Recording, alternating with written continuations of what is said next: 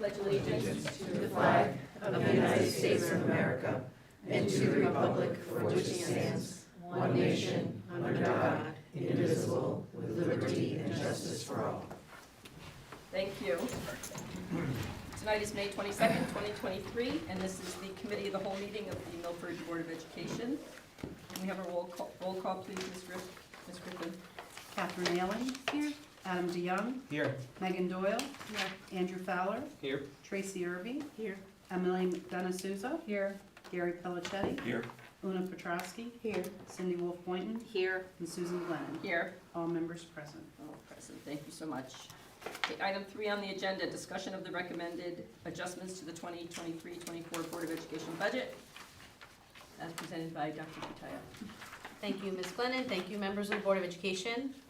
Before you in your packet, specifically the second page, is an outline of the budget adjustments that we are recommending to the board to adopt.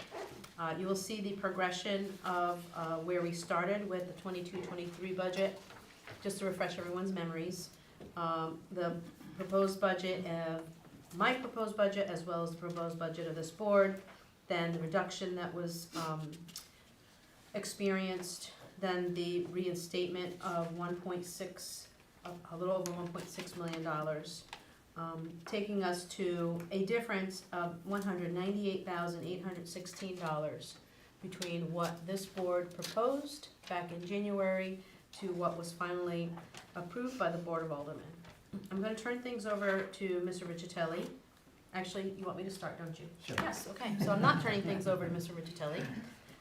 Well, we are going to start with the chart at the bottom half of the page. Bring your attention to the chart that is supposed to say administration's recommended adjustments. I think the administration got cut off. So we are going to start with the recommendation, and I'll turn things over to Ms. Capazna here in a moment, to hit pause, specifically just for 1 year, on the teacher residency program. I'll turn things over to Ms. Capazna a little bit, and we'll handle it together. Okay, thank you. So the teacher residency program, which is known as the TRP, it's offered through CREC, which is one of the RESCs in the state, and it's an alternative route to certification focusing on increasing teachers of color across the state. So it's a very important program, and it's one we were happy to participate in.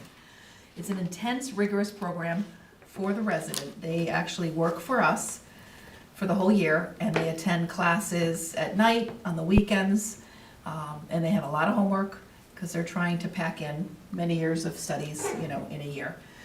But it also has a high level of responsibility for us, for the teacher, the mentor teacher, and for the administrator or the principal in the building. So while we did understand that responsibility and that commitment, we just didn't know what we didn't know at the time. And we think that having this pause while I think we have some work to do, in other words. We feel that we need a little bit more training, a little bit more awareness because it affects more than just the mentor teacher and the principal, but it's the whole community, the whole school. And we need to do a little bit more in order to be the best partner that we can be, because this is a true partnership with CREC. Let's see, I'm trying to think what else. Well, we'd also like to have an opportunity this year to explore other organizations that we could partner with. So CREC was sort of the only game in town there for a little bit, and now there are some universities actually that have jumped in. Southern has an opportunity, UConn has an opportunity, so we actually want to take some time, a little bit more time to research if there are other programs that we can partner with, that possibly have different structure, different areas of support for not just the district, but for the teacher, the school, where the teacher will be. We did have an opportunity to talk to some of our own staff that were involved in the program. There were some this was our first year. Right. There were some structural concerns when it came to communication and support coming from the organization. So that's why we sort of want to hit pause. We are still committed to improving the number of certified staff of color in our school district. But we think two things by hitting pause will happen. One, we'll get an opportunity to really research an organization that could be the best partner for Milford, but also As you heard from Ms. Acamporo, I think our own capacity around equity and our own biases will improve, our capacity will grow. So I think there's growth for both the school district as well as giving us an opportunity to sort of shop around for the best partner for us. As well as tap into our own. Yeah, I'm glad you mentioned Which is that. another component of the program. Our own paras, secretaries, people in the community who may want to be a teacher, but really haven't had the opportunity, and now that they're working, it's tough to quit your job, not have an income, and this program kind of addresses all that. So I think we could do a better job with kind of advertising that portion of it next year. Meaning tapping one of our own current employees of Yes, color. right. Yep. And saying, hey, you're already part of the Milford community, we already know you. Yep. We know your work ethic, we know who you are, you know us. So there may be opportunities for us to look internally to support people here. Correct. Thank you. So that is the first recommendation. While it is a reduction, I'd like for us to think about it as a one-year pause while we do our homework. Also from the HR department, we've talked publicly about going digital more and more each year. So the HR department will just take about a 30% reduction in that effort. So it just slows things down. It doesn't bring it to a stop. It just slows it down a little bit. And then I'll turn things over to Mr. Vigitelli and to talk, at least start the conversation on the utilization study. Okay, thank you, Dr. Katalia. Mrs. Glennon, members of the board. I'm actually going to skip down for a second to 4200 and 4308, contracted maintenance and custodial supplies.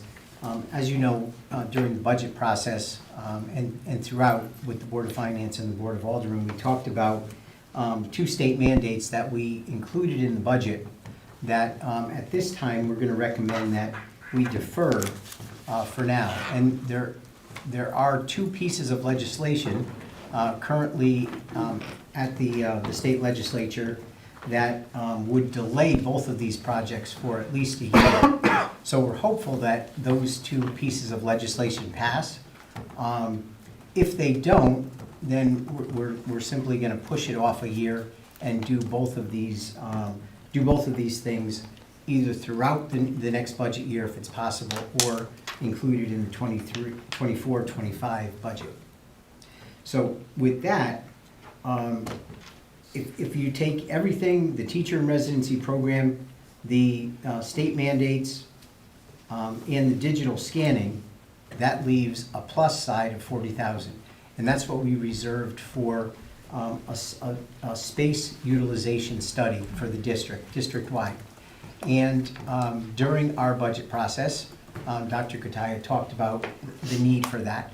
And certainly throughout the Board of Aldermen process, that issue came up a number of times about, if the money were restored and we did not have to close a school, that would give the board the opportunity to really take a look at what we have, look at what space is available, look at what the enrollment projections are for the years to come, look at what programming is in the schools at this current time and what we foresee for the future, and do it, do whatever needs to be done for the future with an informed eye. And so we're going to propose, and this is not a surprise,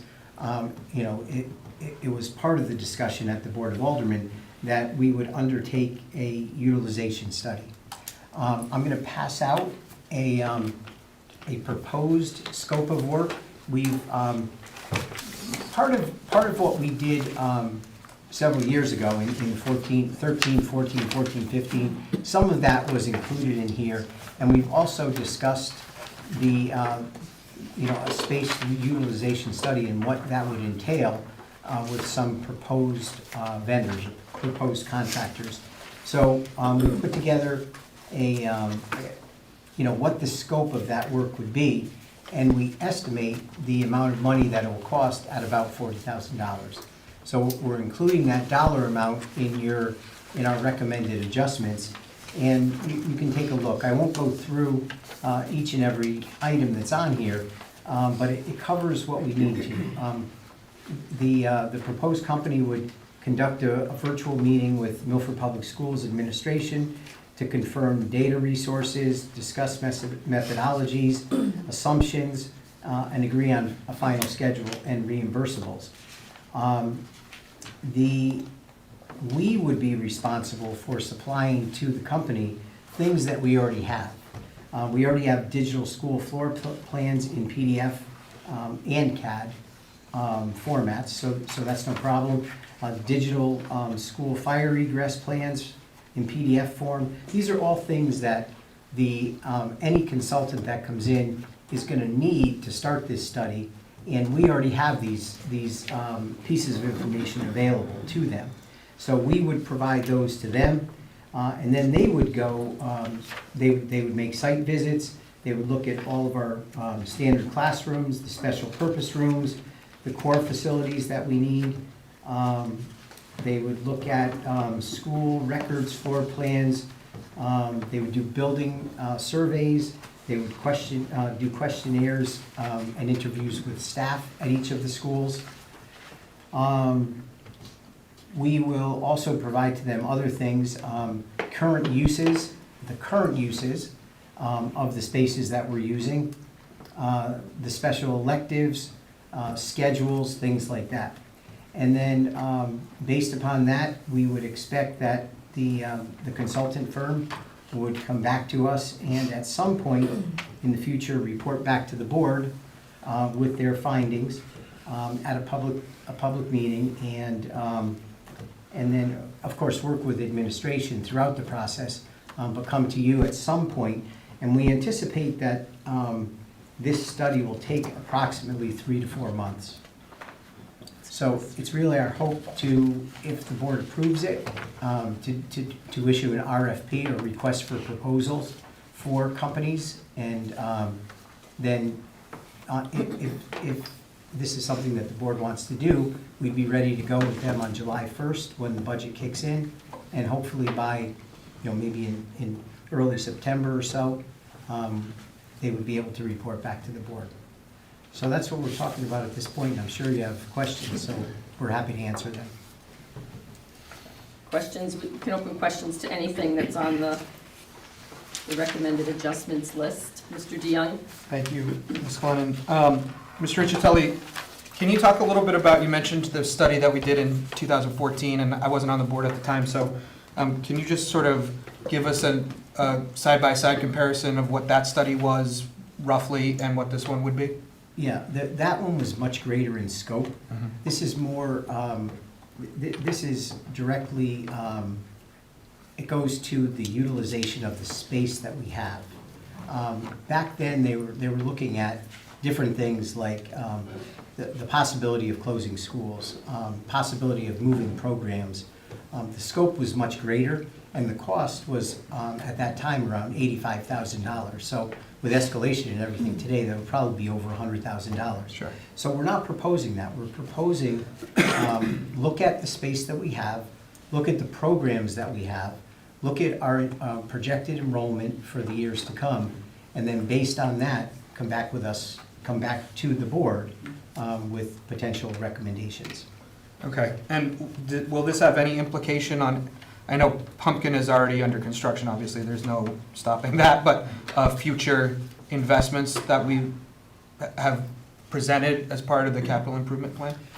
Well, thank you for bringing that up. We normally do the capital improvement plan in May. We bring it to the board. We didn't do that this year specifically because we didn't know where the budget was going to end up.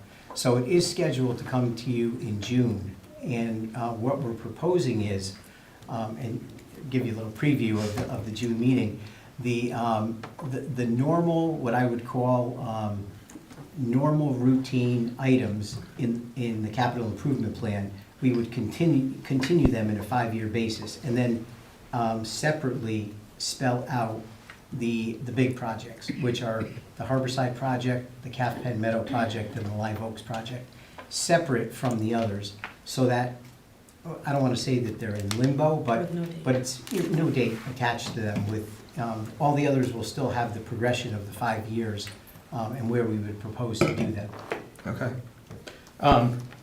And the expectation of this study is that it will be, it's intended to be an independent study, right? So we're not really, we're trying, well, we won't put our thumb on the scale for any one way or the other, right? Correct. Okay. And we'll be putting out for a request for proposals. Right, So we'll give multiple companies an opportunity to bid for it. great.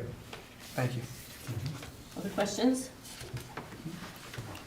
Ms. Whiten? And just piggybacking on what you were explaining, so with this space study, by giving whatever company we use the blueprints and not, do they then come back to us with, hey, you're using the space this way, use it this way instead with what you have? Or do they reimagine it in some way, or? I think that they're really gonna look at the current conditions that we have and how much potential space, or how well we're utilizing the space that we have, and what potential space we might have, or they may say the school is short on space. So I don't know that they're gonna come back to us and say you should move this program here or that program here. Okay. They're gonna identify where there might be space available and where there might not be. And so they'll be looking at all of our schools Everyone, individually? Yes, all of them. Mhm. So it's an overutilization and underutilization study. Okay. Where are we maximizing or barely fitting kids, or where are we like, wow, there's space here, you guys could do more here. So they're not gonna, I think the $85,000 project would say, hey, why don't you move this group of kids here and then move this, and how about this? So that's not the extent. This is simply a study of how are we using space right now? And to answer the big elephant in the room question, is there space in 14 schools right now with the declining enrollment? Okay, thank you. Other questions? Mr. Dion? Thank you. Just one final thing on this. And this might need to be tabled until we have the report, but how will we interface with the city side on this, considering they were the ones that made the recommendation for us to do this study in the first place? Yeah, that would have to be determined by the board at that time. Okay. It's not something that we wouldn't go to the city side, administration wouldn't. We're gonna collect the data and it's gonna be brought to you, and then you decide how that's I disseminated. think that that's still to be determined, really, Yeah. Okay. how we'll do that work. And I think also the hope, we've been talking about having more community input through a conversation since before COVID, and COVID kind of put that on the back burner. So that's something that we hope we can bring back up again, and the two will kind of inform one another. They'll work together, I think.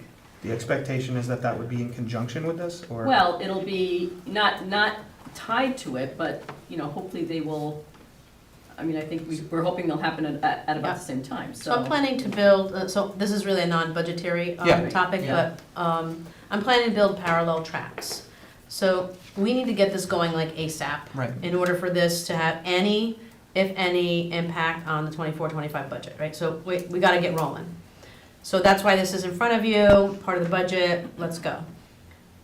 There are plans for a fall community conversation, so I'll run that likely as a parallel track. And that's where we'll engage our community around, so what do you want programming to look like for our Milford Public School kids? What kind of dreams should we build upon? What is it that we want to be about in teaching and learning? So I think that will run parallel tracks, and then it'll be up to administration to bring those two pieces to the board somewhere along the way and start to marry the ideas of, all right, our community has said we want more X, and our buildings are X.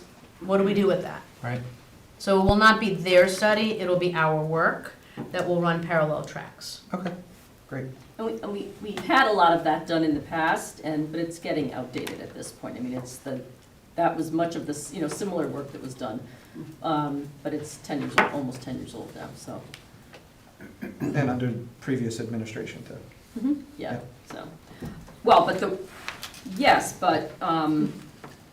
we're just, I mean, all the things that we've done were proposed back then. So, Right. you know, all the work that we've done, and the career pathways on the 612 continuum is like the last piece of that, which we're, you know, getting ready to tackle, so. It's still an articulation of Right, this correct. board's vision, mission, and goals. Correct. Like, it still ties back to all that. The question is, how do we continue to make that concrete? Right. You know, I gave some examples through some of those meetings where, you know, AI is just smacking us in the face right now. Like, it is rolling right into our classrooms and we're not controlling it, right? Mhm. And every school district can say that right now. Right. So what are the opportunities in the areas of careers around those AI technologies? And how do we prepare for that? And what do our spaces look like? So alongside that, albeit through the CIP, we have $5 million for tech ed. I think our what programming and what do we want for kids conversation will better inform some of our facility renovations and equipment purchases and career path building program building. So you can't have one conversation without the other. You can't talk about facilities without talking about, so what's our programming like?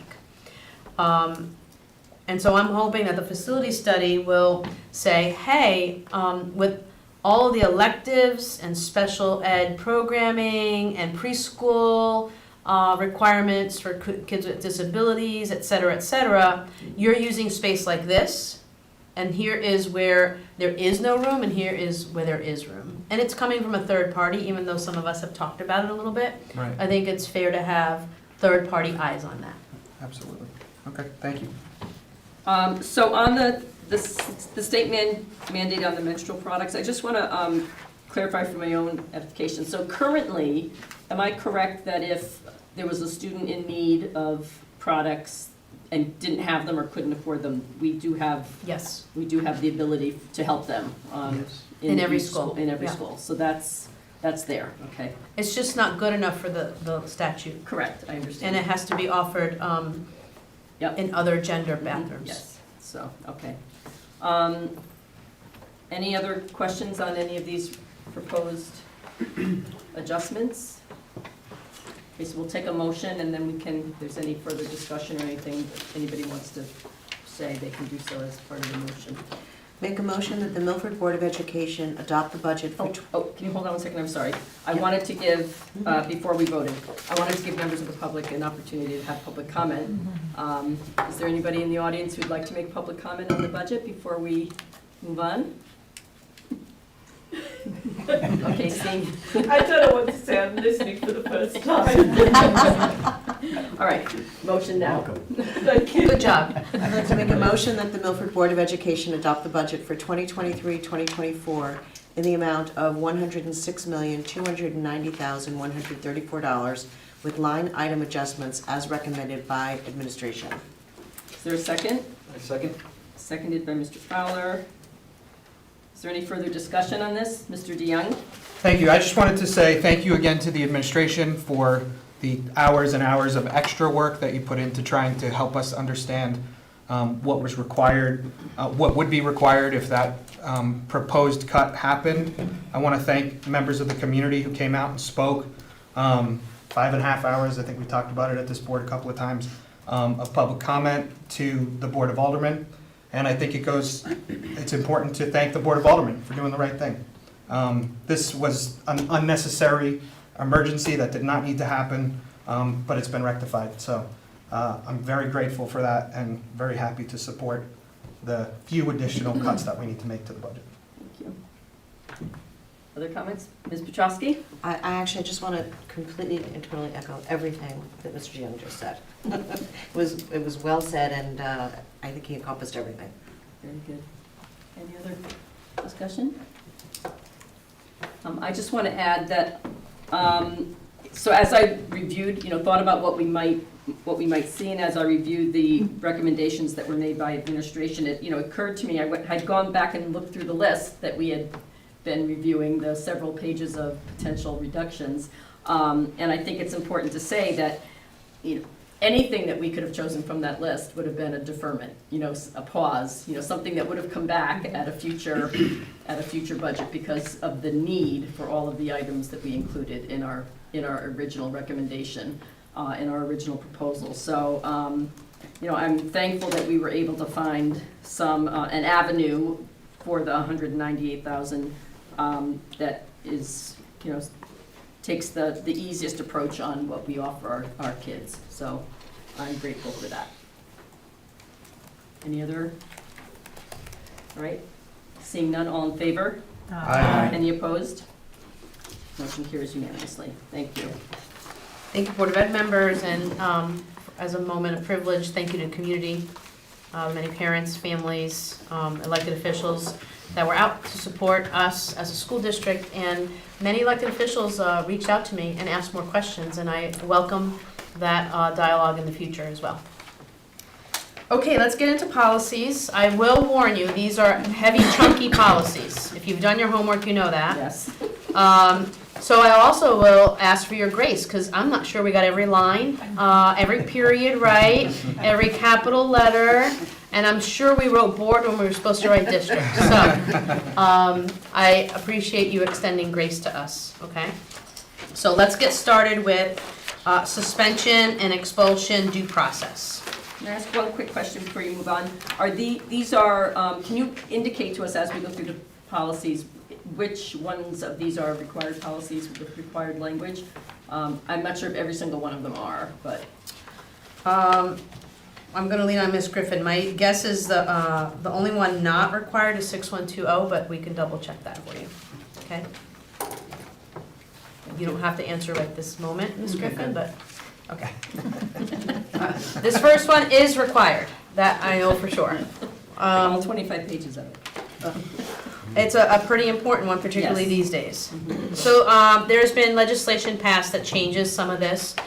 We already have this policy, but you'll see the changes in red, of course. I'm not going to read every line to you. I will just highlight changes as we go along. So the first paragraph really is a focus on the district statement that we believe in the principles of restorative practices. You'll see on the next page, full definition of restorative practice. At the bottom of page 1, you'll see an equity statement, which you'll also see in other policies as well in this review. I am now going to jump to page 4. Under dangerous instrument, it is necessary to change the definition of dangerous instrument as identified in statute, but it also reflects what we are encountering in the real world, that more and more things are becoming dangerous instruments that you wouldn't normally think. So key to our thinking around suspension, expulsion when it involves a dangerous instrument, or of any of these, is could this have caused potential harm, or given the impression that it caused potential harm, or possibly created a school disruption. So those are some of the things to think about as you're reading through some of these definitions. We are required under number 17 to provide an alternative educational opportunity for any student that may be disciplined in our school district. I'm moving on to page 5. This reflects a new definition of bullying and also includes some language under some protected classes. Moving on to page 6, we are required now to include a teen dating violence definition that has been part of legislation the last couple of years, in fact requiring us as a school district to educate students on student dating violence, and us being very intentional around looking for those indiscretions and violations of that policy and statute. So that definition is included on page 6. Moving on to page 7, there is a statement, a further explained statement for exclusion from co-curricular and extracurricular activities. So that does now extend to the possibility of removal from athletics, covered under this policy. The 2/3 down on page 7, the note is important, that in order for a student to be expelled, the student's conduct must be both in violation of board policy and seriously disruptive of the educational process or endangering persons or property. Moving on to page 8, There's a modification there of sexual harassment, just some revision of some language. I'm gonna bring your attention to I, and it talks about, the change there is not only threatening to do the harm to district or school property, but also including the making of a bomb threat. So whether it was real or not, the actual making of a threat is captured in this language. Bullying is captured in this suspension and expulsion language, and so is teen dating. So you'll see some through lines here starting to repeat itself. We added to N to include BB guns, as well as possession of any incendiary device, such as a bomb or look-alike bomb, or other explosives. I invite a conversation about O, because I caught this, I think might be an error, because I don't think we'd ever authorize the possession, transmission, or distribution of any alcohol or drugs. So I think that first word should be unlawful, not unauthorized. Okay, good. So I caught that in my final review before the board meeting. So I make that friendly amendment that should likely say unlawful. And it extends the definition of controlled substances there a little bit further under O. P captures the whole notion of vaping and THC. Moving on to 10. BB captures, it includes the cannabis, nicotine type products. CC captures the electronic and technological devices of vaping, smoking. DD captures some of the violations that could be used through computer systems, like hacking into our systems, using email inappropriately. Of course, all aligned with our AEP. EE talks about engaging in a plan to create a violent situation, not just actually carrying it out, but if there's any planning around that. FF is captures engaging in a plan to stage sexual activity. So you start to see this pattern, right? It's not just actually engaging in, but if there's any failed, hopefully, attempts at making a plan for. GG captures the inappropriate displays of public affection of a sexual nature or a sexual activity on school grounds. Don't believe that was explicit in our policy before.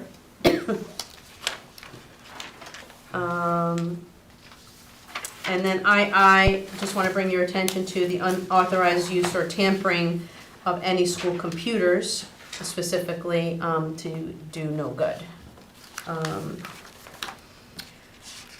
On page 12, I believe I'm going to offer a friendly amendment on number 3, that the superintendent or impartial hearing officer, because the board here in this school district do not engage in expulsions. So that should read, the superintendent or impartial hearing officer may modify the period of mandatory expulsion, which is already a practice, just so you know, okay? And then moving on to page 13, I will let you read that paragraph in full, but it does talk about there may be some conduct that requires expulsion that is not captured in law and is not captured in policy, but is giving the district authority to expel in grades 3 through 12. These would be situations that are not required expulsions. I'm sure one of you will ask me for an example. I'm not sure I can come up with it, because that list is just they've gone into the double letters, if you notice, so it's becoming more and more extensive. But I assure you, there will be an incident that is not on this list where administration will say, wow, can we expel for that? So that paragraph covers that notion, but also the notion of some infractions that occur off school grounds can be expellable. And we have actually a recent incident where it was in a completely different city, and that student is up for expulsion currently. So that's the paragraph that covers both of those notions. I'm just trying to cover the big pieces here. Okay, I'm gonna take you to 15, page 15, bottom paragraph. There are a whole other set of rules which start to get spelled out here in this policy when it involves a child with a disability. And the important part here is that if a child has a disability, that we hold a manifestation planning and placement team meeting. And the essence of that is the team determines if this behavior was a manifestation of the child's disability. So depending on that answer, you either go to expulsion or you don't, and you find a different way to support the child and ensure that everyone is safe. So a manifestation is required before going to expulsion for students with disabilities. And then if a child has a 504, we should consider the disability before moving to expulsion. You'll see that in the paragraph that carries over to 16. 16 also goes into written notice. So you'll see the changes are primarily about written notice, written notice, written notice of all those pieces there. Written notice of the child and family's rights, written notice of any legal services, written notice for opportunities for translation, written notice for opportunity to be heard in the student's own defense, lots of written notice there. So changing, not just advising, but providing in writing. That carries over to 17. Okay. I am going to move to page 20. In the middle of the page, we start to get into the requirements around providing an alternative educational opportunity. So not everyone knows that even when you expel a child, you still are required to educate the child. And you can only expel for up to a year, so you have to provide an alternative educational opportunity. In fact, that's another policy we're considering this evening for modification. So here are all the requirements when you actually do expel a child. You need a learning plan for the child. So you have to create a whole new learning plan and find a way to provide those services. We have the great benefit of the PM program at the academy, so that becomes an alternative setting for kids when appropriate. Sometimes that's not appropriate because of the specific behaviors that may be involved in the child's expulsion.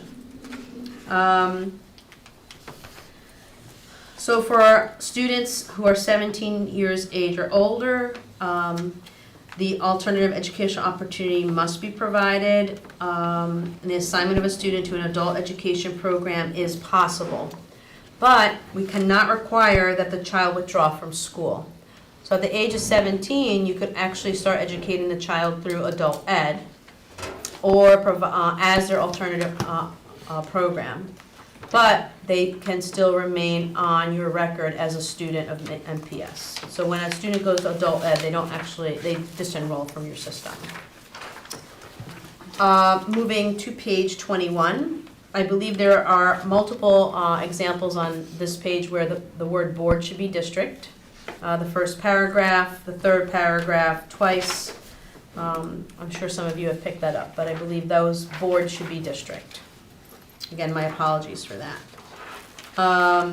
This goes on to explaining the obligations for students who are 18 and older, and then what applies to special ed students and doesn't in that next red paragraph. On page 22, I think the word board at the bottom in red should be district. Page 23, again, in numbers 2, 3, and 4, I believe we should be using the word district. On number 7, if the student expelled for offering a controlled substance for sale or distribution, we are required to involve the local police. I'll tell you that the local police are involved in most of our expulsions because it is usually that egregious. So this is a requirement. We are usually working very closely with our SROs. Garen Del Monte is available 24/7. I've tested that out, by the way. He always answers. In fact, he's my emergency contact on my work phone. So the police are very much involved during our cases that involve expulsion, okay? Phew, I think I got to the end of that policy.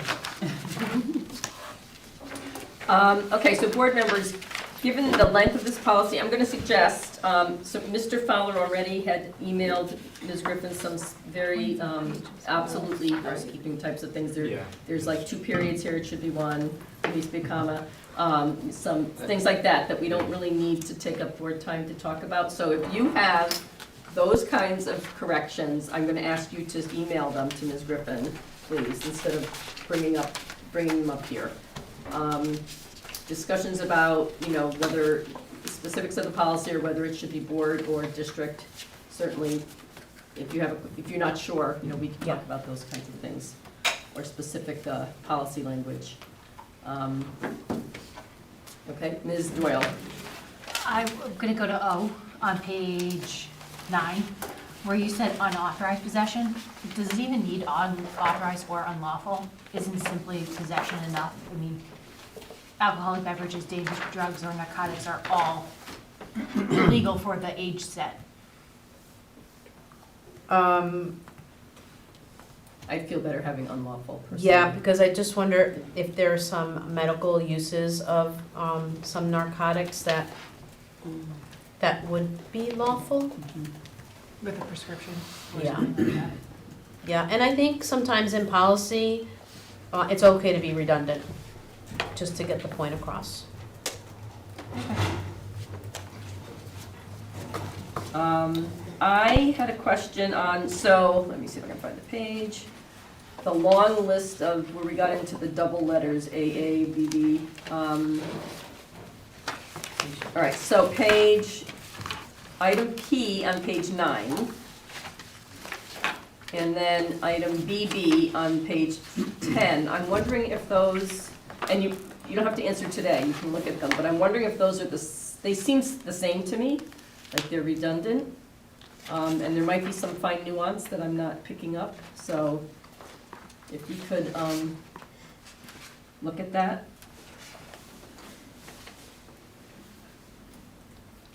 And There's a possibility of combining that, because I don't want to let go of the THC language, so. if it's not redundant, that's fine, I Okay. mean, but it just. We will have counsel look at that, actually. And then on page 18, I think, you picked up a lot of the boards that I agree should be districts. So on page 18, number 8, there was another, Yes, thank you. and I suppose that's also an instance where we can email you, these are all Yeah, the places we saw.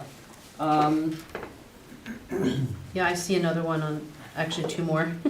15. All right, I know what Mr. Griffin is doing later this week. Ms. Doyle? Sorry, I'm gonna go stay in those double letters, HH. I'm trying to remember the acceptable use agreement and internet use for, just because possession or use of a cellular telephone or any of those things that are on school grounds. Is that, I just read that as even just having possession of a cellular phone is a problem? That's a personal phone? And that could just be wrong. That's a good question. Because I don't So remember it would be the unlawful right, use of. right, because I just don't think our Yeah. acceptable use agreement, internet use was applicable to. We'd be personal- suspending a whole lot of kids. Yeah, that's what I mean. Yeah. That's the only question I have. Well, it says in violation of board policy. Right, but does Such our as- but board it- policy allow students to have phones for personal use outside of, they're on school grounds, but if they're It's- at yeah, it's vague. athletics or something like that? I think we could sharpen the language. Thank you. It's funny, we're still listing BlackBerry. I actually Or crossed a it out. CD player. CD back. player, what's that? Let's see. Okay. I have something on this too. Ms. Petrowski? So similarly in our double letters, I was wondering if II and CC could either be combined, or are they also so similar that, I don't know, they seem quite similar. unauthorized use or tampering of school computer systems.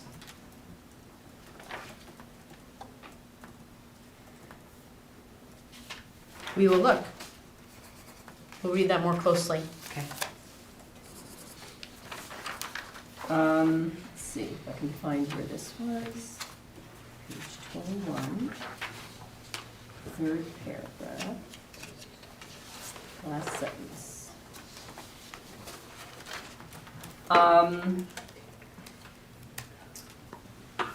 So the board is not obligated to offer an alternative education opportunity to any student 18 of age or older.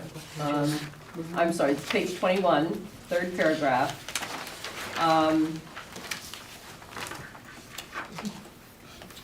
So at the last sentence, at the board's discretion, it may offer an alternative education to any student for whom such alternative education opportunity is not required or under the law. So would that be under our discretion, or would The that be? district.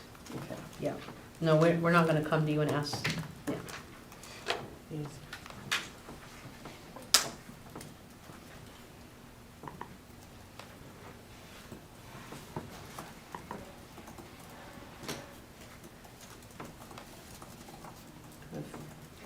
Um,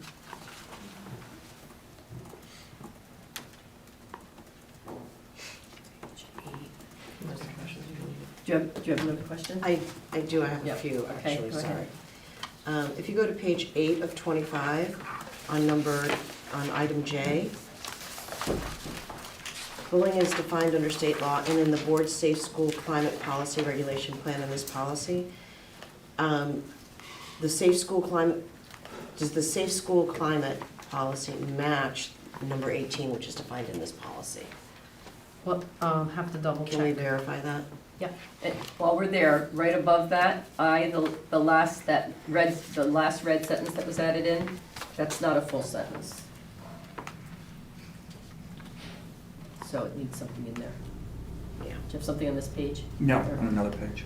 Do you have something, Ms. Petrosky was gonna finish up what she was looking at here first.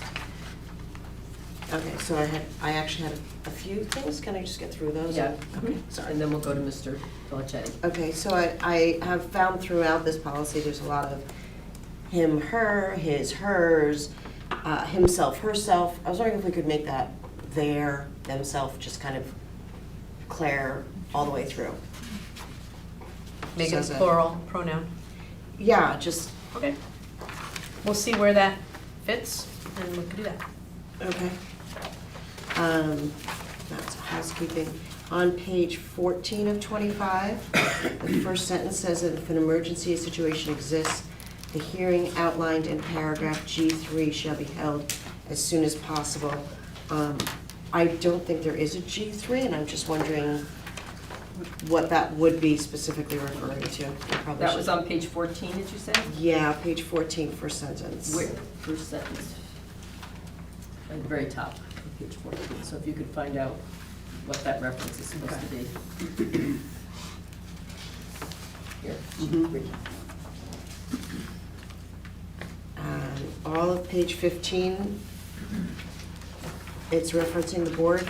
Should that be the board on all of page 15? On all of 15? Yeah. No. From expulsion procedures, it probably should be not the board? Maybe the Yeah, it district? should all be district. Okay, just want to make sure of that too. Typo. Yeah, we might even need to change, I would do a search. we might need to strike some sentences, so like number 3 on 15 doesn't apply to this board. Yeah. Right. Okay. Number 3. Mm-hmm. That's funny, because that's black lettering, and that's current policy. Yep. Right, so I'm sorry we missed that, I think we just went to what's changed here, Yeah. sorry. We'll review the black language to see if it reflects our current practice. Page 20, on the second to last paragraph, the ending sentence says, if he or she complies with conditions established by the board. Is that the P6172 that we're addressing tonight? Sorry, I just got to 20, can you do that again? I'm sorry. The alternative educational opportunity, the sentence at the end of the first paragraph underneath there, the last sentence, says not previously expelled or who wishes to continue his or her education shall be offered such an alternative educational opportunity if he or she complies with conditions established by the board. That should be district. Okay, thank you.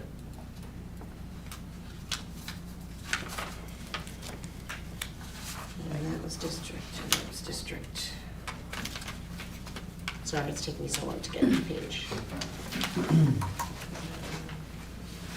We already did those. Okay, that was it, thanks. Thank you. Appreciate your eyes on that. Yes, just a quick question on page 12. Thank you, Ms.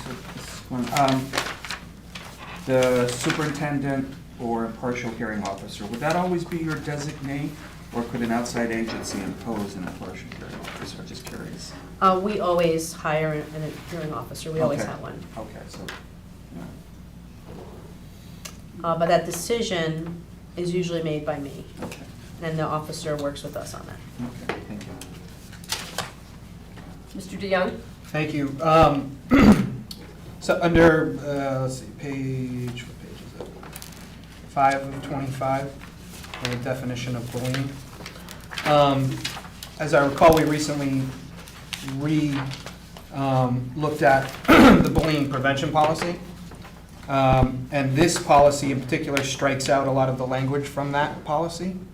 It looks like the definitions are pretty right on, but it strikes, after characteristics, it strikes all of the following language below that.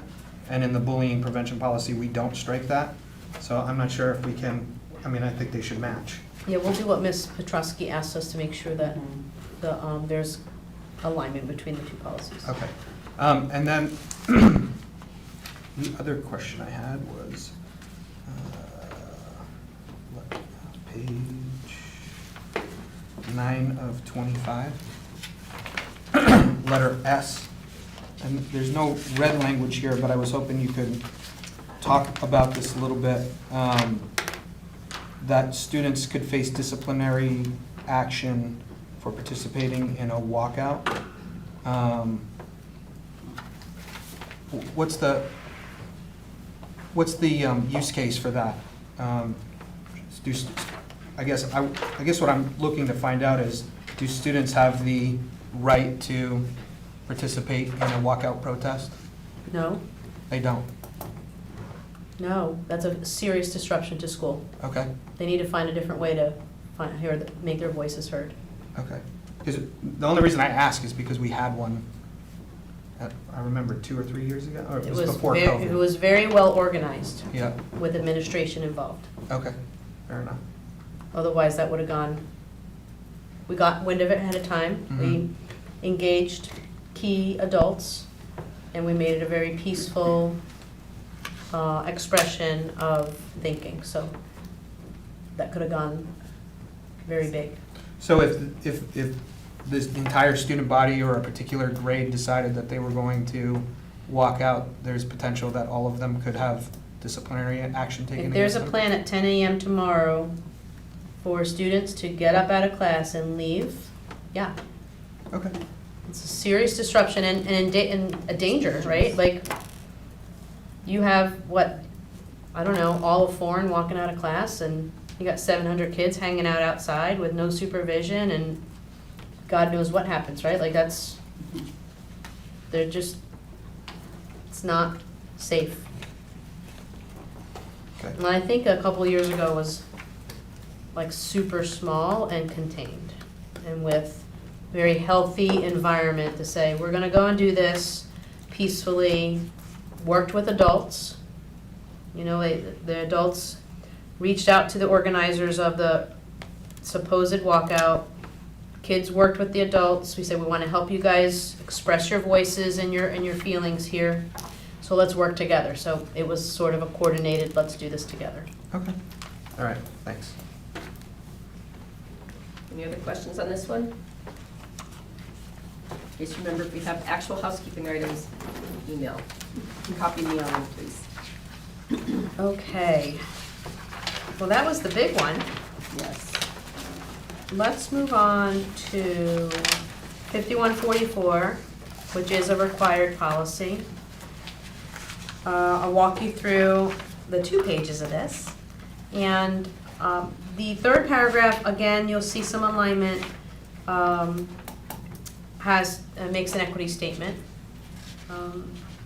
And this is really, the red language here is about encouraging progressive discipline, that we are about working with students, restoring behaviors, relationships, and that we look at it through helping kids make good choices and looking at age-appropriate discipline instead of running up the ladder to suspension, expulsion, of course.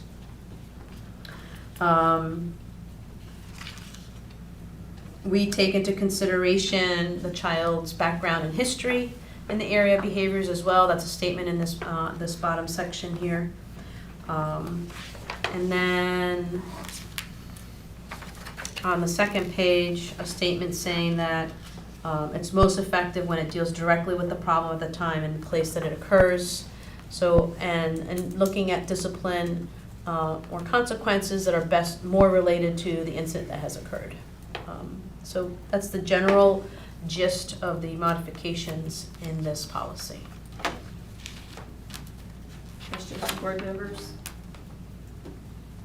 I think in the first paragraph, the opening, the public school should say.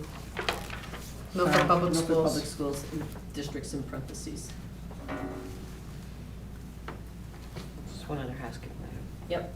One other housekeeping item, under progressive discipline, the first sentence, depending upon the nature of the violation, desired the Board of Education, probably should be changed to board.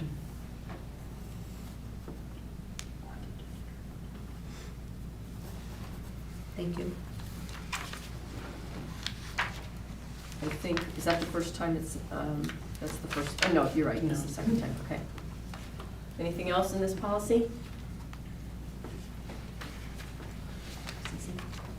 Case 6120 on learning.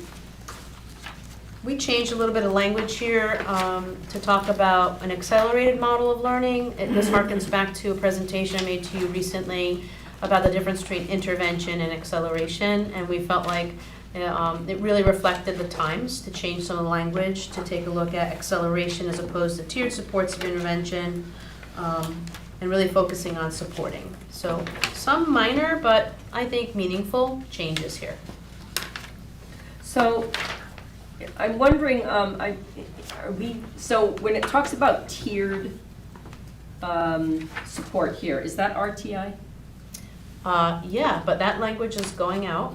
It's gonna be soon MTSS, so you'll hear about that next year sometime. So Yeah, my wondering is, are we eliminating RTI or tiered help, or are we supplementing tiered help with acceleration? Because this eliminates, in the policy, it's wiping out tier. well, the word tier and the concept that tiers generate in a school is that there's education for all kids, the bottom tier. And then there's education for tier 2 kids and tier 3 kids. And there is the notion, inherently, the problem of there's something for everybody and then something different for 2 and 3. So we're moving away from the concept of tiers and really moving toward accelerated learning for all, with support provided to kids depending on where they are with grade level standards. So we're not moving away from exactly supporting kids where they are, but the whole notion of tiers is trying to put that behind us a Okay, little so that's bit. my question, is whether, is it appropriate to remove tier altogether, or should it be tiers and accelerated design? So I'm hearing you say Well, if we're you, moving away from tiers, so it should be. if you finish the sentence, the notion is still to meet the needs of students who are struggling to meet grade level curricular standards. So it's an accelerated learning design. Okay. Okay. Yep, just wanted to clarify. Thank you. Anybody else? And I think I got this is not a required policy whisper from Ms. Griffin. Okay. Weighted grades is a required policy. And before I jump into the policy, I'd like to give you an overview of the Connecticut Automatic Admissions Program. That requirement made by statute was really what's causing the changes in this policy. So I'm going to go over what that is real quick. Probably doesn't warrant an entire instructional highlight for you, so here's a little mini one, okay? So CAP, as it's being referred to, was created by the Connecticut General Assembly in June of '21, and it was done through a special session, if you want to look it up, Public Act 21-2SS. So sections 257 and 258 require the Board of Regents for the Higher Education, or the BOR, what horrible initials, the BOR, to establish the Connecticut Automatic Admissions Program for eligible Connecticut high school students to be automatically admitted to the 4 Connecticut state universities. The high school class of '23 is the first class of students that would be eligible for CAP. So let's talk a little bit about what that criteria would look like. So for the 4 state universities, the automatic admission threshold is a student must be at the 70th percentile based on the CAP GPA. So CAP GPA is not a regular GPA. It is based on a special formula developed by the board that we must now also calculate along with our regular GPA. It was developed by the board. Did I mention that? So, it is using a College Board formula. The district should convert the student's percent grade or letter grade from courses in grades 9 through 11 to a 4.0 scale, and by using, again, the formula put out by the board. The GPA must be calculated by the local high school. So law and foreign will do that. It is different from the regular high school GPA. And I realize the confusion this may cause, but I'm going to say it out loud anyway. This policy is on weighted grades, but this GPA is calculated on unweighted grades. And high schools are expected to use the CAP GPA only for CAP purposes. Okay? That's a little mini overview of CAP. So let's get into the policy now. We changed a little bit of the statement, the opening paragraph, just to reflect a little bit more of the current language we're using in district. We did keep the second paragraph notion that weighted grades is a system that differentiates the various levels of student achievement. And the third paragraph, it was required for us to recognize that some students may be enrolled in dual enrollment courses, meaning they're gaining credit in 2 different ways. And that class rank and graduation honors shall be determined by weighted grades or weighted grade point averages. So that remains as the system that we have in the district. There is no change to that. I want to be really clear. I don't want that to be misinterpreted anywhere in public. The change to this policy is what we are required to do starting this year according to the CAP. So we are to calculate a grade point average using the standardized method developed by the board for any student who completes 11th grade. We determine whether such student's class rank percentile is above or below the minimum established by the board, which I was talking about was the 70th percentile. And the district will share the student's grade point average and whether such student is above or below the minimum class rank. Next page. The district recognizes that it is not required to publish or provide a class ranking for any student. We're just to provide them with a notice that they would qualify for automatic admission. And the district, beginning this year, will calculate this and to the parent or guardian of the student who may be admitted to at least one participating institution under the CAP. So the changes to this policy is primarily to capture the requirement under CAP. So it says in the last paragraph on page 1, the district will share a student's grade point average and whether such student is above or below the minimum class rank percentile. And then, so if they do, and they share that with the student parents or guardian, and the Department of Education. Meaning, this, I'm assuming that's the State Department of Education? Which would, so that they know that this Yeah, student let's say qualifies for that. Connecticut State Department. And description. then, when you go on to the second page, that first full paragraph, the district recognizes that it is not required to publish. To me, that, I was thinking that meant publish in a more public way. Right, or publish it on the transcript of the child. Right, okay. Yep. Questions on this? Ms. Doyle? Just because this is technically a little mini instructional highlight. 70th percentile based on what the board says. So from a, is that what you're saying? Yes. Okay. Don't ask me any more details because I don't know. No, it just feels like there's a major equity concern across the districts and, but we don't have to get into that conversation. Because that's not, just because 70th percentile of Milford students might, a greater percentage of students might fall above that 70th percentile. Oh, because of Depending the on state. how it's done Oh. in terms of the state compared to other districts and where they Well, fall. it is a district, it is a statewide formula. So usually state numbers become lower. So I don't know the specifics, but I hear you. I'll get you the board's email if you want. Okay, Let them know. I'm okay at the moment. I don't need any more responsibility right now. Any other questions on this?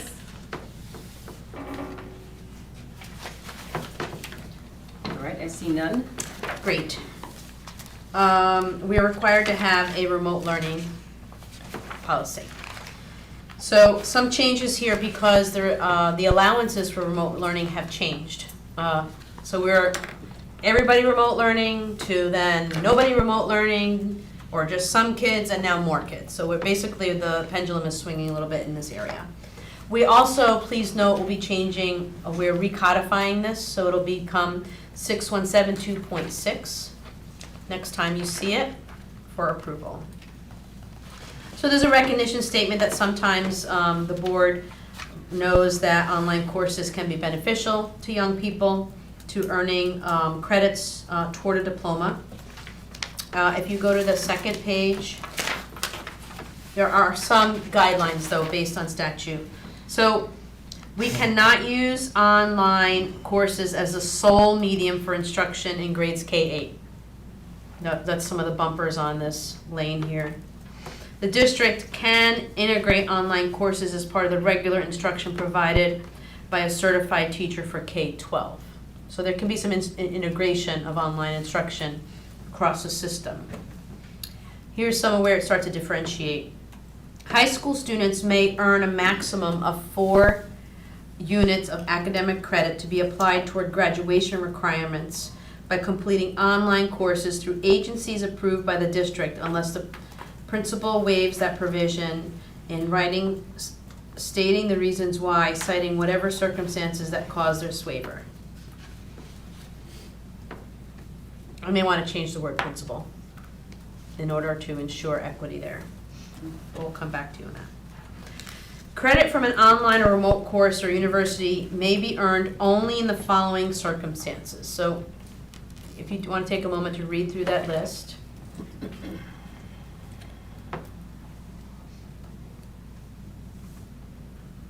Which we would have already done. We had done our homework. I just didn't want to assume that, Ms. Glennon. As determined by the board or school policy, students applying for permission to take a remote or online course will do the following. Assuming you did your homework, you know that list. And then the school must receive an official record of the final grade before awarding credit toward graduation. And only approved courses will be posted on a student transcript. And please know that there are kids that are taking online courses all the time as part of their own edification and learning, so that's why it's important that it's pre-approved, it's accredited, we get that certification, and then we would post those to a transcript, okay? And then finally, last page, starting in July, the district may authorize remote learning as an option for students in grades K to 12 inclusively, and instruction must be in compliance with the standards for virtual learning, and they have published virtual learning guidelines. We already have those. Is that supposed to be 2023 or 2024? It says 24.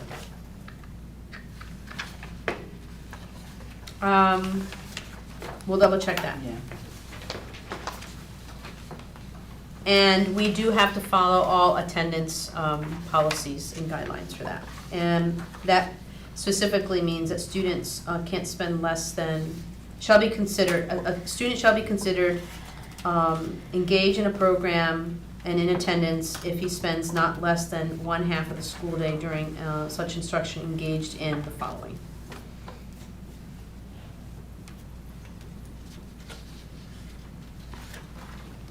So some examples of this could look like in the future potentially some world language. We've talked a little bit about that, where I want kids to take any language they want. So there are some organizations that are offering instruction for world languages and other. We also have some credit recovery that occurs online right now. We're actually exploring our options in that area. So this remote learning policy could help us expand some of our programming. So in speaking about remote or online learning, this is different from the remote learning that we had during the pandemic, correct? Where teachers were teaching classes? Yeah, it is. Okay. And on this, the end of the second page in this is determined by board/school policy. I'm Yeah. wondering that's I think you heard me pause on that, so. Where's it? I think it should be as determined by board policy. Yes, the second page. It should be just board. Do you have other questions on this? Ms. Doyle? Thank you. On page 1, in the red paragraph, the board recognizes students may benefit from online courses or post-secondary courses. I feel like those shouldn't be an or, it should be online classes, comma, including post-secondary courses, because they shouldn't be separate.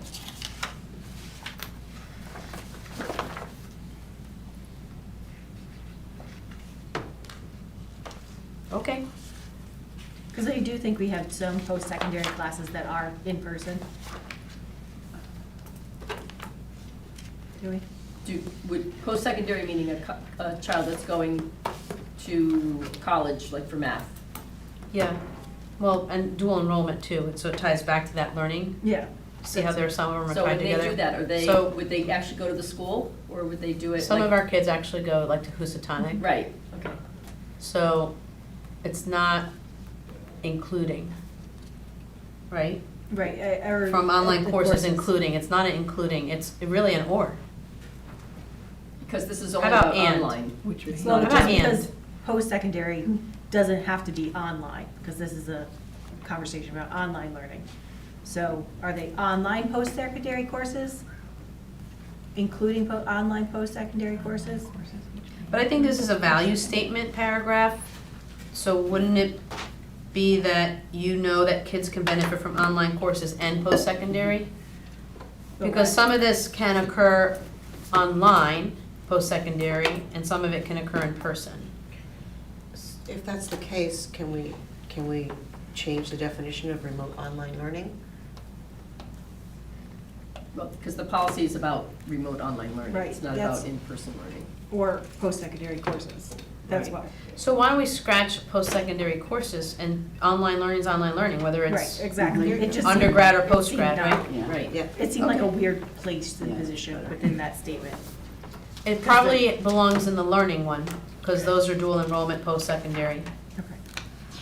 Okay. Anything else on this policy? Mr. DeYoung? Thank you. Page 2, I think. Yep, 2, the second red paragraph. District will integrate online courses as part of the regular instruction provided by a certified teacher for grades K through 12. I think I have a clear understanding of what that might look like in high school and even middle school, but, you know, like a kindergarten class, what would that look like? I don't know yet, Okay, but this allows me to dream that, okay, right? yeah, I don't know, let me think. What if, what would an online course for kindergarten look like? Well, there's lots of I online. think it's I mean, supplementary. Yeah, I mean, you could do an online foreign language, or, I mean, there's lots of interactive, I mean, it would certainly look different for a young child, but there's lots of interactive types of things that kids might do online. but I guess for me, I'm not sure I would want that for kids in school. I mean, we just spent a bunch of money on intentional play and all this, Well, yes. you know, all these things happening inside. I'm a huge proponent of online learning, but a kindergartner sitting on a tablet in the classroom, But would you want to discount it totally if there was an appropriate use for it by excluding it from the policy? I would want to exclude it from the policy and then revisit the policy if there was a, You know, what Viable if there's option. like a really cool space program that is made available through NASA in Florida, and it's made for little people to get them interested in being astronauts. I'm making this up, obviously. yeah. And it's gonna run for 4 weeks at 10 o'clock, and we're gonna stream it in from 10 to 10:30. That's technically an online course for kindergartners, Yeah, okay. right? That's fair. Jetty? On the other side of that coin, what about a child who has, a kindergartner who has horrible separation anxiety? This may be a way to transition that child into school without it being so traumatic too. Right, well, that opens up a whole other Pandora's box. Right, but. Because of what's allowed and not allowed by statute now. Right. On having, we technically can't have a hybrid. Right, um, but you could have a specific. There are some if it was- exceptions. If it was mandated by Yeah. the PPT. Right, so. So, Mr. DeYoung, I think your worry is, are we gonna put kids back on screens all the time? And that's not our desire. Yeah, and I Yeah. appreciate that. I think your example of the NASA program does make some sense, and so it alleviates my concern a little bit. Pre-algebra in kindergarten via online learning. Stranger things I honestly have happened, I'm sure.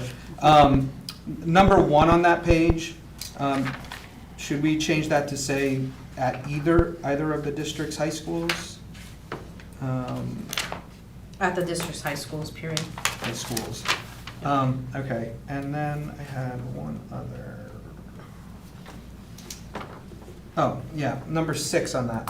Students taking such courses must be enrolled in the district and take the courses during the regular school day at the school site. Would they be allowed to do reading outside of the class, outside of the school site? Would they be allowed to do homework outside of the Oh, school yeah, site? yeah. It's, But it it's just- the instructional. The instructional piece of it, okay. All right, thanks. Other questions on this policy? Ms. Doyle? I'm gonna go back to Mr. DeYoung's comment and say, what if, I think the affirmative language might be what you're objecting to, the will integrate. What if the district may integrate online courses? It makes it, still allows for it, but doesn't demand. I feel like the will integrate automatically says kindergarten. Well, that is how it reads. Yeah. Right. And also, to me, it indicates that we would create the program. Right. Which maybe it's not our intention, maybe it's, as Dr. Kataya's example. But I mean, may or will, I think makes sense to change it to may. I think in that sentence, it works. Okay. Any other questions? Just Ms. Petrowski? in terms of consistency with page 1, where we did the may benefit from online courses, including, and got rid of that, the sentence above the numbers, credit from an online or remote course or a university college course may be earned only in the, do we clean that up similarly, or is this different? So that's on page 2 of 5? Are you Right, looking because at like- above number 1? Yeah, so Credit from when an we online start or- talking about a university college course, we're back to, We don't need that descriptor. Doesn't matter if it's by university or college. Okay. Anything else?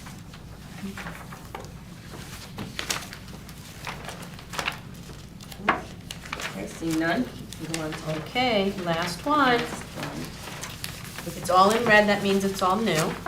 I'm gonna take a shot that it's required. Yes, okay, so a policy we have not had that is required. This makes a statement about alternative education programs. I have a hard time getting through part of this policy, but it is required in the event that we go this route. So if you go to paragraph 1, 2, 3, 4, 5, starting with the district may form, right? So the district may form a cooperative arrangement with other boards of education to provide alternative education pursuant CGS, that general statute.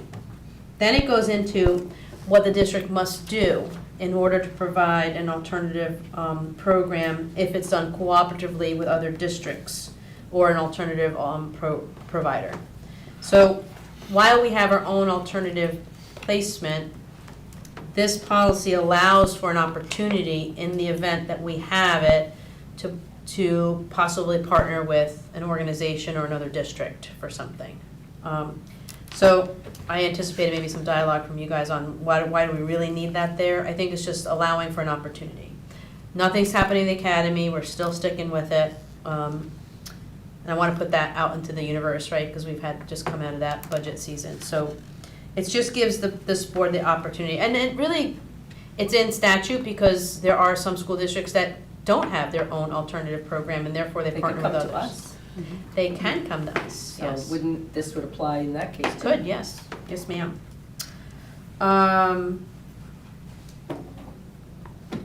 I'm questioning the list of alternative programs will be approved by the board. So I'd like to get your thinking on that. And then we already conduct our own annual evaluation of our alternative program. It's just through regular processes that we have with, as we do with all the other schools. And it just, the rest, really this policy just outlines that we have high expectations, we have the same learning expectations for kids, provide same opportunities, and that it's done within our financial resources. So going back to a list of alternative programs, are there districts that have, I think sometimes we have to remember that these model policies are, they're generic and meant for districts that have all different makeups and governance. Might there be a district that has several different options for alternative ed? Or is this, I consider that do we have a comprehensive alternative ed program so that in Milford, we wouldn't have a list, we just have that one? Right. I just wonder if there is opportunity in the future for taking a look at credit recovery and is PM program really the best option for our kids who are already struggling to get through school day? And so, Well, wouldn't it, I don't think we would go elsewhere. So, your question whether it should be the board that approves, I think in this instance, it might be. We would approve them through the budget process, really. Yeah. Because we would be I potentially, just we would be want- funding it in some manner, so that would be many times the board approves things, just simply, it's understood that we are approving it through the budget process. Yes. I'm just thinking of the one-off examples that would be covered under this, but I don't know if that's what this is intended for. So if we have a student where the academy wouldn't be the placement for them, which I haven't encountered in my 5 years here, would we want the flexibility to find something for them? So I'm okay with leaving this here, because I don't think that finding an appropriate placement for one student is really the intent of this policy.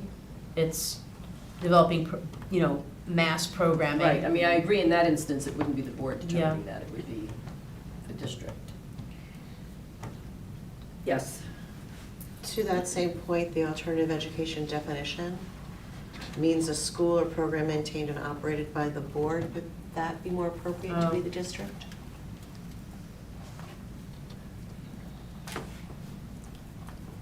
I mean, I don't see us as a board actually maintaining and operating.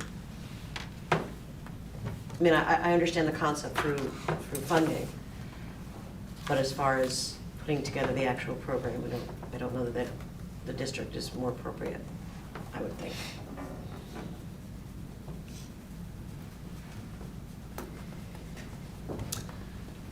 So alternative education means a school or program maintained and operated by the district. That makes sense. But now, if I put that up against a list of alternative programs, we would only create a new program for alternative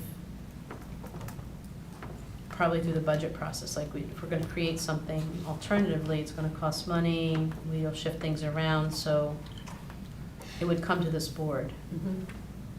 Because it's bigger than just one kid, if you go back to the definition. So I would agree that it's maintained and operated by the district, but I think, I don't know about a list, but alternative programming will be approved by the board and evaluated annually.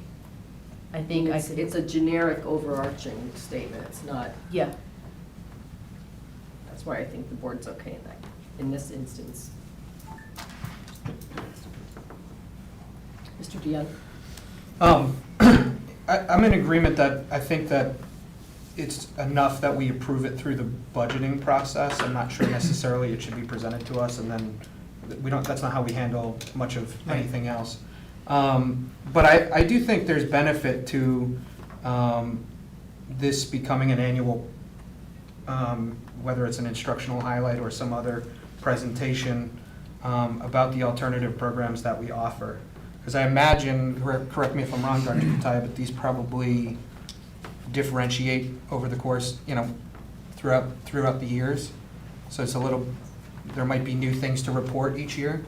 I don't know, I don't think I follow you. Our alternative program is the academy.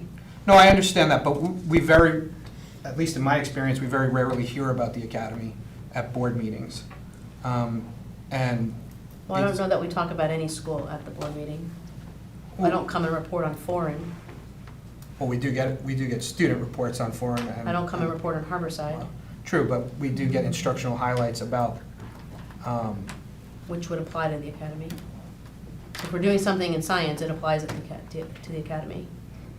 I don't want to get into, what we don't do as a board and as administration is put any school in front of you and say, this is how they're doing. no, that's not, our yeah. work. No, that's not what I'm suggesting. I Okay. agree, I agree with you 100%. What I'm saying is, I think there's value in us hearing about what the alternative programs are. I know you're saying it's the academy, but what differentiates the academy from the other schools?